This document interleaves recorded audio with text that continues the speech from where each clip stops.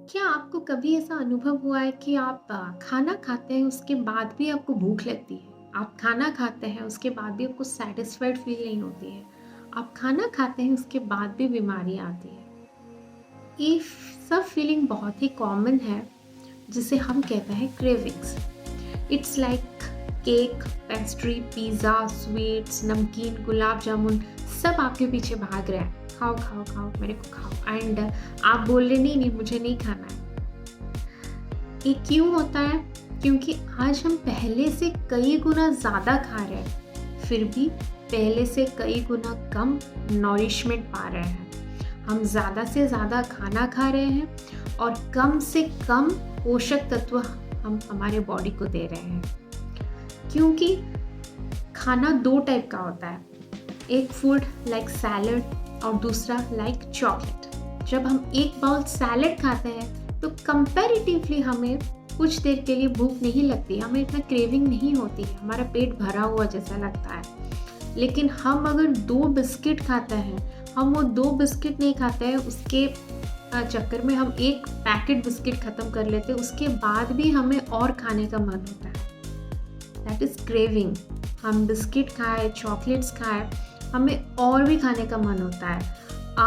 Chocolates में तो ज़्यादा कैलोरीज है सैलड के कंपैरिजन में, बट फिर क्रेविंग क्यों होता है?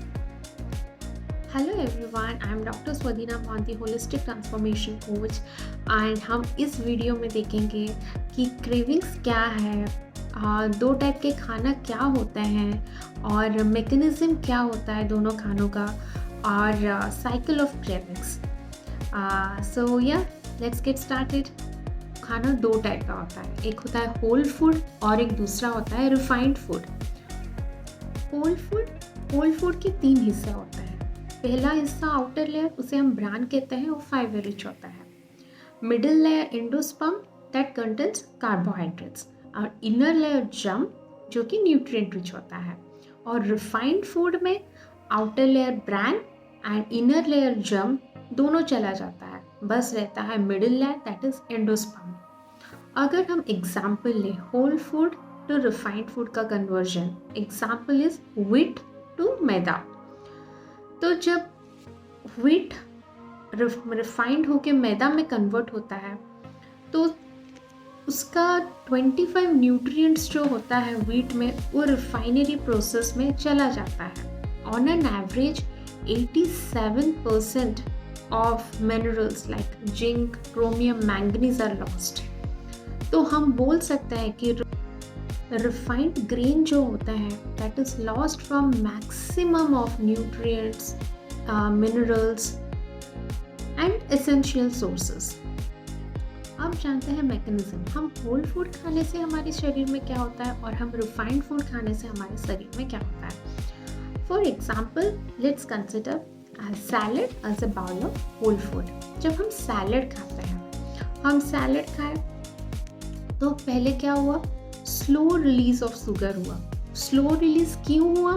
क्योंकि it is fibre and nutrient rich. उसके बाद ब्लड शुगर स्लोली राइज करेगा, स्पाइक नहीं करेगा, स्लोली राइज करेगा, दैट इज गुड थिंग। फिर उसके बाद पैनक्रियास जो है इंसुलिन रिलीज करता है और वो इंसुलिन ब्लड के पास जाता है, शुगर उठाता है और उस सेल के अंदर डालता है जब ब्लड शुगर स्टेबल हो जाता है उसके बाद। तो होल फूड का मैकेनिज्म है कि हम खाना खाएं, स्लोली शुगर रिलीज हुआ, स्लोली ब्लड शुगर राइज हुआ, उसके बाद इंसुलिन ग्लूकोज लिया ब्लड स्ट्रीम से, सेल के अंदर डाला और ब्लड शुगर स्टेबल रहा। This is how a healthy body works. Healthy body is equal to state of balance. लेकिन हम जब रिफाइंड फूड खाते हैं, जब हम एक पिज़्ज़ा खाते हैं तो क्या होता है हमारे बॉडी में, too much of sugar produce हो जाता है और इतना ज़्यादा शुगर प्रोड्यूस हो जाता है कि ब्लड शुगर जो है स्पाइक हो जाता है।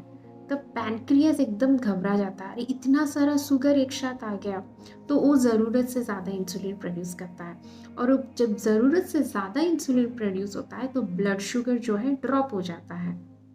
This is what happens in case of refined food.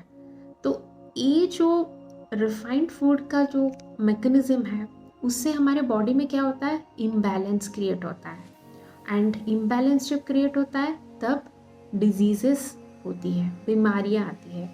Diseased body is equal to state of imbalance, healthy body is equal to state of balance. तो ये रहा मैकेनिज्म हमारे बॉडी में होल फूड खाने से कैसे होता है, रिफाइंड फूड खाने से कैसे होता है। आप जानते हैं साइकिल ऑफ क्रेविंग्स। हम तो जाने कि हम जब रिफाइंड फूड खाने थे तो बहुत शुगर रिलीज़ होता है, बहुत शुगर रिलीज़ होने की वजह से ब्लड शुगर स्पाइक हो जाता है, ब्लड शुगर स्पाइक होने की वजह से इंसुलिन बहुत ज़्यादा रिलीज़ हो जाता है, फिर ब्लड शुगर ड्रॉप हो जाता है, and that is the zone of craving. उसके बाद हमें शुगर, टी, कॉफ़ी वगैरह खाने का मन होता है, फिर उसके बाद फिर से ब्लड शुगर स्पाइक हो जाता है। तो रिफाइंड फूड में होता क्या है, ब्लड शुगर स्पाइक हो जाता है, ड्रॉप हो जाता है, स्पाइक हो जाता है, ड्रॉप हो जाता है। It's like a roller coaster ride. But whole food में ब्लड शुगर नॉर्मल रहता है। तो व्हाट इज द सॉल्यूशन कि हम ज़्यादा से ज़्यादा होल फूड खाएं इंस्टेड ऑफ रिफाइंड फूड। सो इस वीडियो में हम जाने कि दो प्रकार के फूड होते हैं, होल फूड और रिफाइंड फूड। क्रेविंग्स क्यों होता है, मैकेनिज्म क्या होता है होल फूड हम खाने से बॉडी में और रिफाइंड फूड खाने से, और cycle of cravings. Thank you for watching this video.